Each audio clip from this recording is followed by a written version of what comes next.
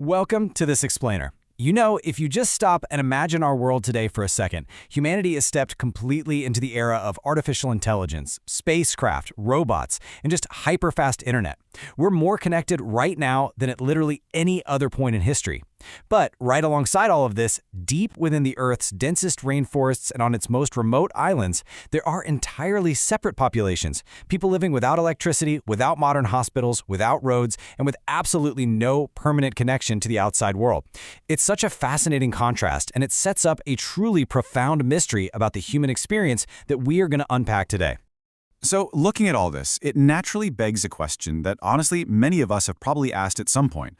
Are these uncontacted tribes actually living thousands of years in the past? When we see populations without all our modern conveniences, it's so easy to just assume they're ancient relics, kind of like they're frozen in time while the rest of humanity just moved forward. Okay, let's dive into this, because the scientific answer is a resounding, absolute no. They are definitely not living in the past. They are living right now, in the present, right alongside us. Now sure, there are subsistence strategies, things like hunting, gathering wild plants, fishing, maybe some limited cultivation. Those might resemble the methods used by ancient human groups, but the people themselves, they are entirely contemporary. Section 1. Defining the present, breaking the myth of the primitive human. To really wrap our heads around these populations, we first need to make sure we're using the right terminology. When we talk about these groups, we're generally talking about indigenous peoples in voluntary isolation. Governmental bodies like Brazil's Indigenous Affairs Agency, FUNAI, actually define this really carefully. Because being uncontacted doesn't necessarily mean they're completely oblivious to the modern world. They might very well have seen an airplane flying overhead, a boat passing by, or maybe spotted an outsider from afar. What it actually means is that they intentionally avoid permanent, peaceful contact with their country's mainstream population. It's a conscious, highly active choice. So the crucial point is that they are not incomplete humans. They aren't less intelligent, and they certainly aren't some ancient variant of human beings. They possess their own incredibly complex, unique languages. They maintain really intricate social customs, and they operate deep, rich family structures. Plus, they hold this specialized environmental knowledge that is perfectly adapted to their surroundings. These are brilliant, highly adapted modern humans who just happen to use ancient-style subsistence strategies to survive and thrive. Section 2. Geography and Scale, Mapping the Hidden Corners of the Globe. 196. A major global report published in 2025 by Survival International actually estimated the presence of at least 196 uncontacted indigenous groups spread out across 10 different countries. We actually know who they are, but keep in mind, this isn't even a full, complete census.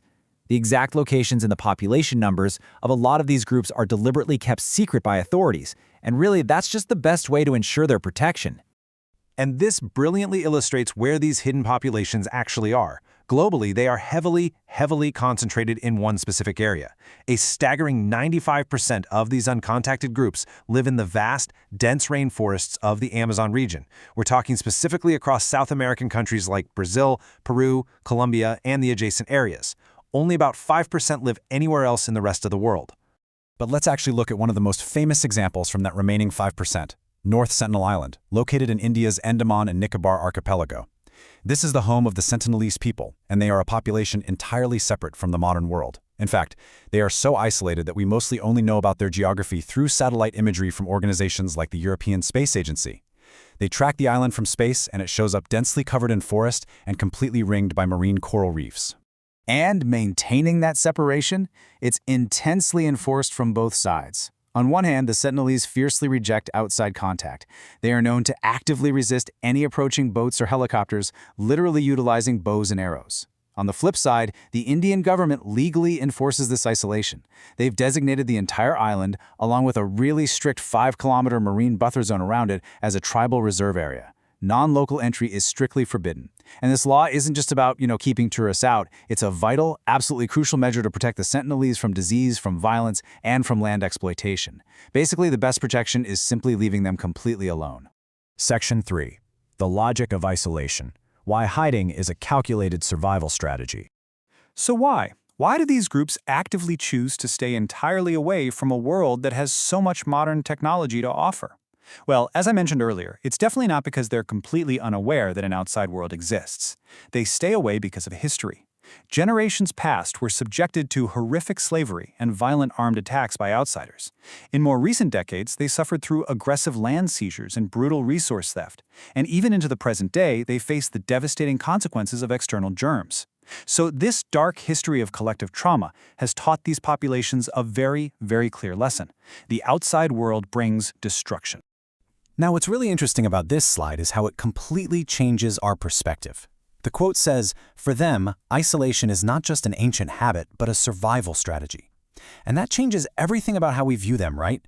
Their isolation is not some symptom of ignorance, it's not a failure to develop, it's a highly calculated, intelligent, and intentional tactic that they use to keep their communities safe from a world that has just repeatedly harmed them. And let's talk about the most immediate, terrifying physical danger of contact, the immune system threat. The United Nations has clearly stated this. Even totally common diseases brought in by outsiders can be absolutely devastating to these populations, because their immune systems have zero historical exposure to the germs and viruses that just normally circulate in the rest of the world. Any forced contact could severely harm their health, their culture, and their social systems. We're talking about literally wiping out entire communities. Section 4. The True Threat. Flipping the script on the danger of the wild. The biggest threat to these people absolutely does not come from their own bows and arrows or the wild jungle environment. It comes from the overwhelming greed of the modern world. That 2025 report details exactly what is actively threatening their survival right now.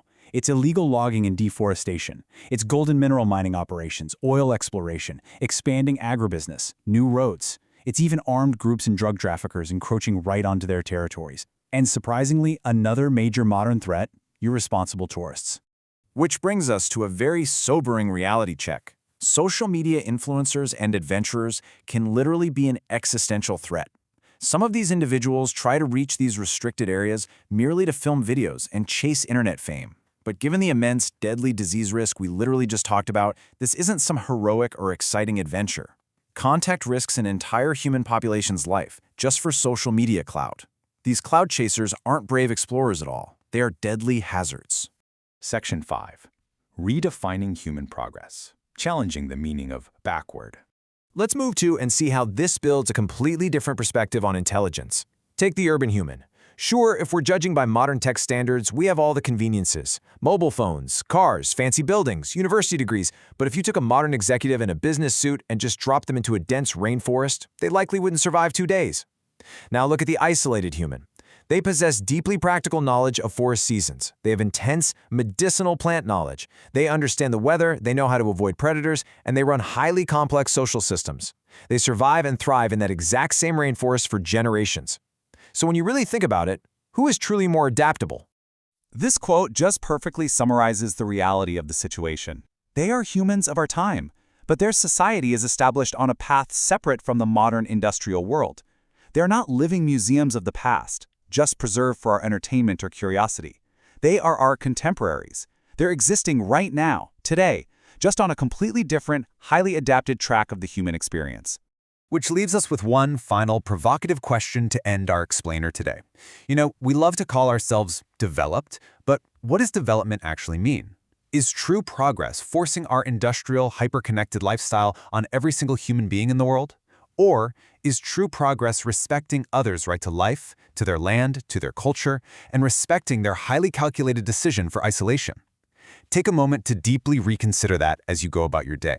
Thank you so much for exploring this with me, and keep questioning the world around you.